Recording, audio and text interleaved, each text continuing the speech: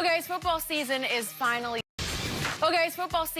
finally here, and as you head to and from the stadium to cheer on your favorite team, NHTSA would like you to remember that there are risks to driving drunk. So this season, let's all make sure to drive safely and responsibly, drive sober, or get pulled over. Well, John Gruden has definitely made his mark on this season of Hard Knocks, taking full advantage of the spotlight. Last night's episode, Gruden was sure to make it known that he wasn't happy about having to play on a shortened 80-yard field last week in Canada, and he's also turned his rallying call, "Knock on wood if you're with me," into his own personal catchphrase during team meetings. Gruden had another interesting moment that we saw last night. Check it out for yourself. Can you count to 0 from 100 minus 3s? Can I count from 0 to 100? 100 to 0. No.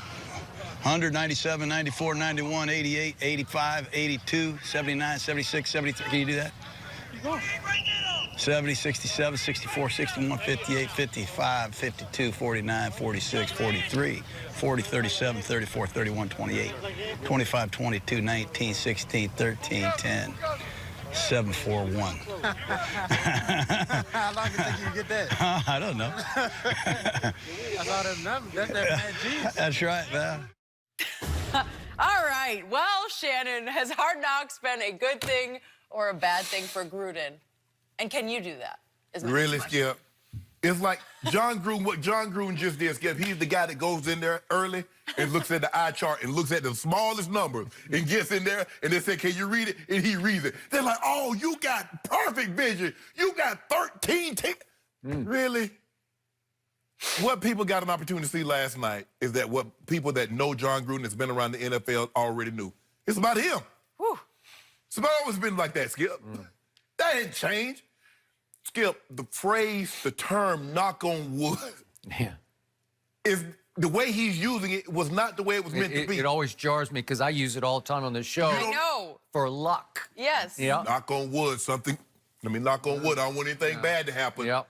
Woo, but knock on wood, I got there safely. I was wondering if I missed something. Like Knock on wood if you agree. meaning. Skip, about 10. I'm like, no, I'm sitting on my arm for. I ain't knocking on wood. No. By the way, they're showing Antonio, and I don't think That's he ever what I knocked think. on wood one time, and he's sitting in the back row. I was wondering about that. If it was editing or if he was not knocking. And you know what? I didn't have any problem with him not doing it. It's like, I don't think I would do it either. Yeah, I'm done with this. Skip, look. He's made it about him, and it's kind of hard when you don't have a whole lot of personality. Really, when you really get down to it, Skip, you got two personalities. You got him and AB. You got a couple of the rookies. I thought the rookie safety was good, but they kind of like after the first episode, they kind of phased him away, and it's been about. Whatever happened to Von Tez? I know. No. Cleveland Farrell. Yeah, he had a moment. He was the third or the fourth pick in the draft, and Yeah. nothing. True. But this is about John. It's always been about him, and the people at home are getting an opportunity. How much he wants it to be about him, because at the end of the day, Skip, they control the editing process. They can edit in or out whatever they want. Yep. And it's funny how so much of John Gruden gets edited in. So Hard Knocks has actually become Gruden Knocks, right? Exactly, yeah. Because it's all about Gruden Knocks. That's good. right? Knock on wood if you're ready for this to end. Oh, this is that glad. There were a lot of them. I got to knock on wood for John Gruden because he Seriously. needs some help.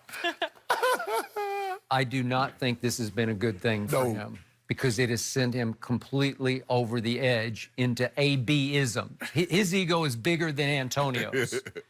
And as you know, I've always been a Gruden fan. I'm still trying to be a Gruden fan. And when he got hired, we're going back now 2 years ago, I told you, yes, I believe he can win a Super Bowl over his next, he got 10 years. I believe he can take the Raiders back to the Super Bowl and win one. Why? Because I covered his team, his first go-round in Oakland back in 2001, and he could create a locker room force field as powerfully as anyone I've ever been around this side of Jimmy Johnson, when Jimmy coached the Cowboys. Right. That was #1 on my list because, whew, the energy that Jimmy could create in that locker room or in University of Miami's locker room, wherever he was coaching, was just extraordinary. It was palpable. They were kind of walking and living in fear of Jimmy, but in a good way. everybody was on high alert, and it worked. And with John, the first go-round in Oakland, I didn't see all this grandstanding, showboating. Count backwards by 3? What are you doing? That proved what? Yeah. That contributed what? Look at me. You know, I wanted one of the players to say, do it by 7s or do it by 9. Go. Go. 91. It's hard. Exactly. I think he had practiced. Well, Of course he did. Yeah, right? Sure, he had been waiting because for that. that's a way of like, man, John Gruden is a savant. He can count backwards from 100 by 3s. Really, Skip? Okay, what exactly did that prove? It contributes to winning how? Did you guys know. practice it after you heard it? Did you try to No. do it? I did try it. I tried did too, it. and after a couple struggled. of minutes, no, I was starting to get a hold of Jenny, it. Yeah, you struggled, really, Jenny? Come on. Stop it, no. It was Come really on. hard. Well, you have to think about it. You can't go as fast as how he did it. No. Yeah, when you practice, because Skip, he went on the practice field knowing, I'm going to do this, I'm going to do it today, I'm going to pull this one out. Don't you think he alerted the HBO crew? Guys, I got something Get for you. this. Yeah. You got to get this. Man. Huh?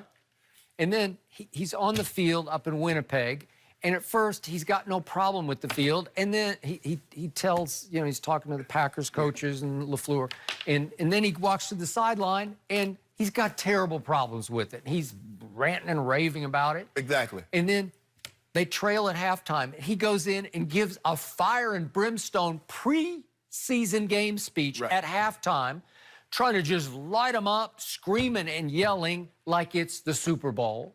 And they go out and back him up by rallying under Nate Peterman Oh, my goodness. to get back and pull it off with a walk-off field goal.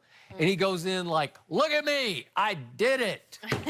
Congratulate yourselves. No, you're saying congratulate me because I pulled it it's off. this pep talk that I gave you Really? to have lit a fire under you guys. Man, I don't know. That's your guys. No. You He's got my guy. I'm trying to hang in, but I don't love this. Yeah, you hanging in about And you know 3. what? Those 9 years in that Monday night booth, I think that sent him changed a little it. over the edge. Yes. It did.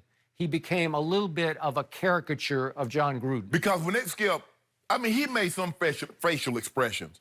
But I believe once they started comparing Chucky, the doll, the movie Child's Play, to John Gruden, it got even worse on the sideline. I mean, and then in the booth, it just went crazy.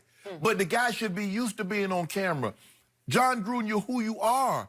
Everybody knows who you are. They follow.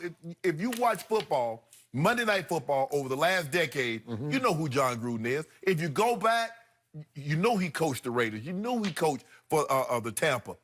But all this is unnecessary. I've never seen this. Normally the coaches try to stay back, try to stay out of it. Okay, let the guys, even Brian Billick. Yeah, and he loved the camera. I know. But it was me, Rod, and Ray, and the rookies, Todd Heat, Goose. Why John Gruden want to be the starter?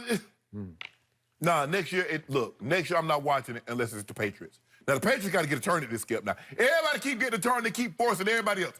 I want Pats. I want Pats. Might be kind of boring. I don't know how they could even fill an hour. What would Belichick even allow them to do? Nothing. Nothing. Nothing. Not a thing. And with no Gronk, snooze fest. Yeah. It's a snooze fest. So my final takeaway is John has gotten so relentlessly sarcastic and negative toward all his players, and he grandstands with, you know, he's like Aaron Rodgers. Aaron drives me crazy, pointing, blaming, blaming. What are we doing, man? Yeah, what are we doing? It's never, it's like, don't look at me, look at them. I'm just the coach, right? They can't live up to my standards. Well, the bottom line to this is, how long will he last with Antonio Brown? And I just don't think it's going to work. They will clash when the real game starts. Absolutely. When he's not getting his call, when he's not getting his balls. I don't know. AB better start knocking on wood because if everyone else is doing it, he needs to start being a part of the team. Yeah. Y'all wonder what happened when they show that clip? They showed that to him. Well, Antonio's not knocking on wood, coach. Yeah. They better make a change there. Telling, very telling. Knock on wood if this conversation Seriously, is ending. let's move on. Okay, how much more valuable is Zeke than Dak? We'll discuss that next with the NFL Network's James Jones.